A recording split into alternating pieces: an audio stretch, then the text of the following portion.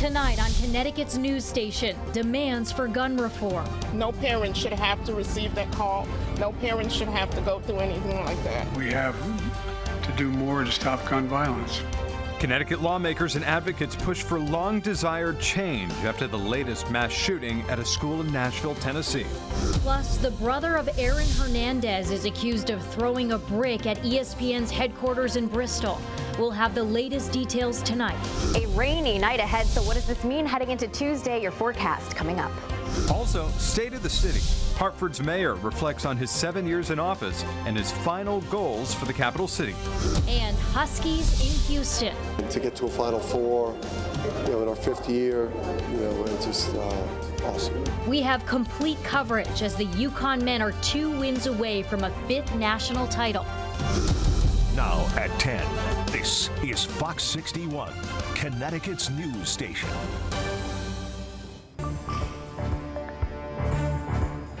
We begin at 10 with renewed demands to stop gun violence after 3 adults and 3 children were killed in another school shooting, this time in Nashville, Tennessee. Good evening, I'm Jen Bernstein. And I'm Ben Goldman. Thanks for joining us here at 10.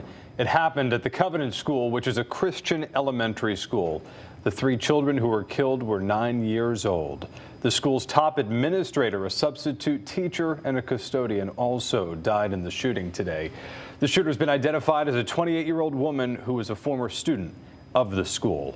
Police say that she was shot and killed by officers. We're told that she was armed with 2 assault-style weapons as well as a handgun.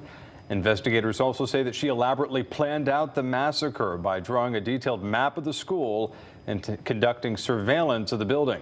President Joe Biden addressed the shooting earlier today. We have to do more to stop gun violence. It's ripping our communities apart, ripping the soul of this nation, ripping at the very soul of the nation. And we have to do more to protect our schools so they aren't turned into prisons. But I call on Congress again to pass my assault weapons ban. It's about time that we begin to make some more progress. President Biden has ordered flags to be flown at half-staff at all federal buildings through Friday. Governor Ned Lamont has also issued the same order here in Connecticut. The Nashville school shooting is once again sparking calls for action, as you just heard, when it comes to gun violence prevention. Yeah, that's especially true here in Connecticut, more than a decade after the Sandy Hook school shooting. Fox 61's Gabby Molina joins us in studio tonight with more on how Connecticut lawmakers and organizations are seeking change. Gabby. Ben and Jen, from local legislation to changes on the federal level, gun violence prevention advocates I spoke to tonight said that this is a tragic reminder of the work that still needs to be done. Another unthinkable tragedy in an American school. Unconscionable that we now live in a country where someone can enter a school with 2 assault weapons and open fire and kill our children. A shooting at the Covenant School, a private Christian school in Nashville, Tennessee, killing 3 children and 3 adults. Aren't you tired of this? Are you tired of this yet, America?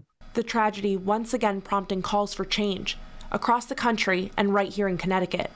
Common sense gun violence measures help stop gun violence. We know it from Connecticut's experience and other states that have acted responsibly. Connecticut Senators Richard Blumenthal and Chris Murphy are behind several gun control proposals on a federal level. That includes an assault weapons ban, raising the age to be able to purchase assault weapons from 18 to 21, and the creation of an Office of Gun Violence Prevention within the Department of Justice. An office where there can be outreach to communities and states, bring together federal and state and local resources, combined efforts. Though this shooting happened hundreds of miles away, gun control advocates say it underscores the need to strengthen our laws here in Connecticut as well. The state's Judiciary Committee is set to vote on several measures on Tuesday. On the agenda, Governor Lamont's more than 70-page proposal that aims to reduce gun violence through efforts like restricting open carry and cracking down on ghost guns. What is it going to take? How many children have to die before we do anything? It's not too early to do anything.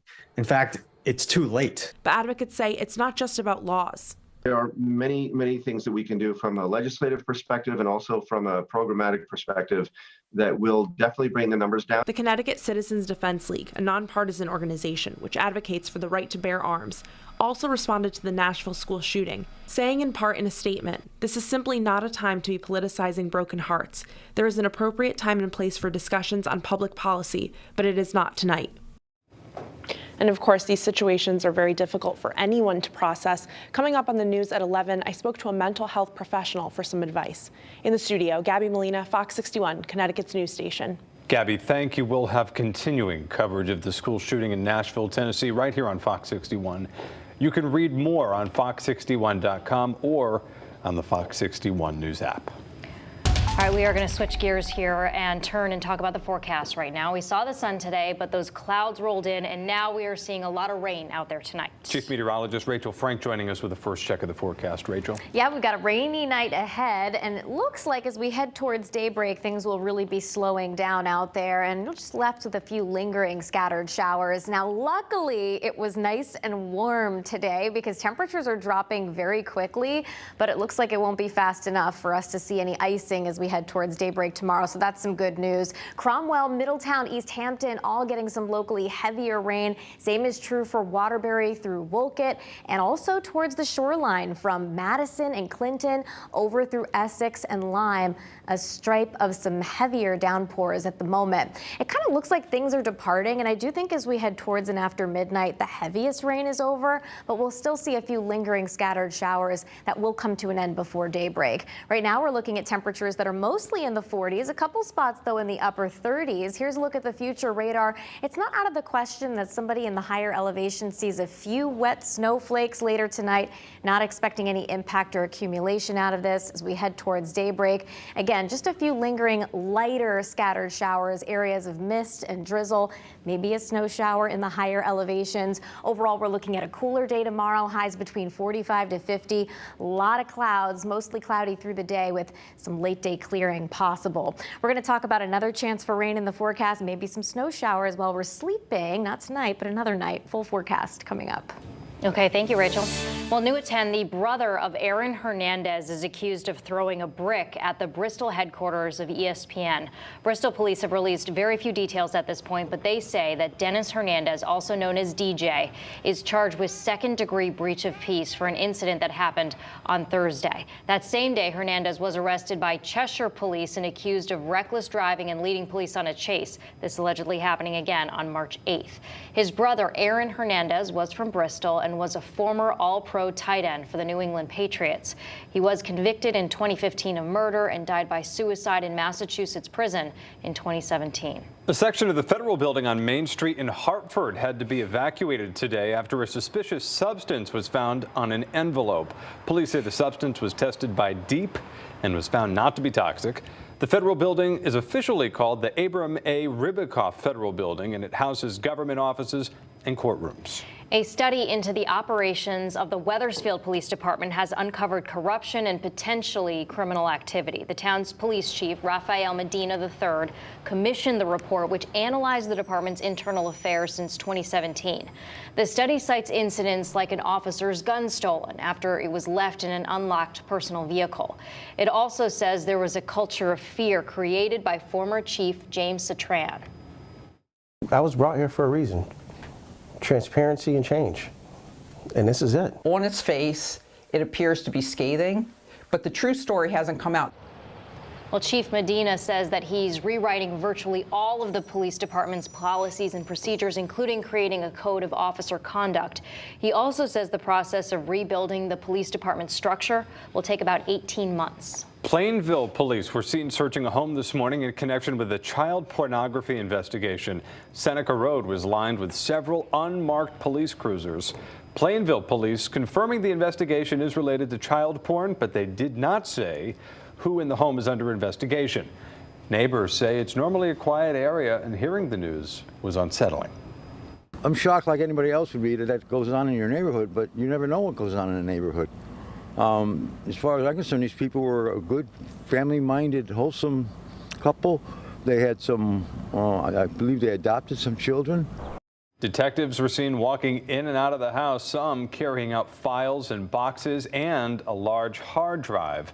Plainville police say the investigation's ongoing. We'll bring you updates on the case as we learn more. Also new at 10 tonight, Hartford's mayor delivering his final State of the City address. Yeah, after serving for more than 7 years, Mayor Luke Bronin announced that he won't be seeking re-election in November. Fox 61's DeAndrea Turner was at the State of the City speech. She joins us in studio right now with what Mayor Bronin had to say. DeAndrea. Well, Ben and Jen, it was a really bittersweet moment as he recounted his 2 terms this afternoon. And he says that he is proud of the progress that has been made so far, but there is so much more work to be done. And it's been the honor of a lifetime to serve all of you as mayor. Reflecting on the time he's been in office, I will miss this job because I believe so deeply in Hartford's future. Hartford Mayor Luke Bronin delivered his last State of the City address. The state of our city is strong. Its strength doesn't come from the budget I'm going to talk about or from this building. It doesn't come from me as mayor or from any other elected leaders. Hartford is strong because the people of Hartford are strong. Bronin noted the resilience of the people of Hartford when addressing how the city was rescued from almost being bankrupt. When he was elected in 2016, the city had major debt and was near bankruptcy. We confronted that crisis honestly. We made tough cuts, and we built a partnership that helped to put the city of Hartford on a strong and stable foundation. And then we did the work of rebuilding. Hartford resident Hyan Cynthiani says that the next mayor needs to continue pushing the city forward. Someone who's going to be working for the whole city of Hartford and also is going to make sure that we're fully staffed in these positions so we can actually get people out to do the work that needs to be done. Bronin's last proposed budget addresses those staffing issues. In his address, he says that he is proud of his last proposed budget. It's balanced and responsible. It protects the ground we've gained, and it makes important new investments in our community. As he completes his final months in office, he says that with the help of others, they've been able to increase revenue and home ownership and been able to cut taxes. But the work isn't finished. But I've never been more optimistic about our future. And in the meantime, we've still got a lot of work to do. God bless you all, and may God bless the city of Hartford.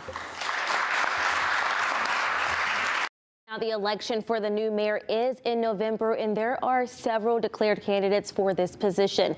In the studio, DeAndrea Turner, Fox 61, Connecticut's news station. DeAndrea, thank you. We have much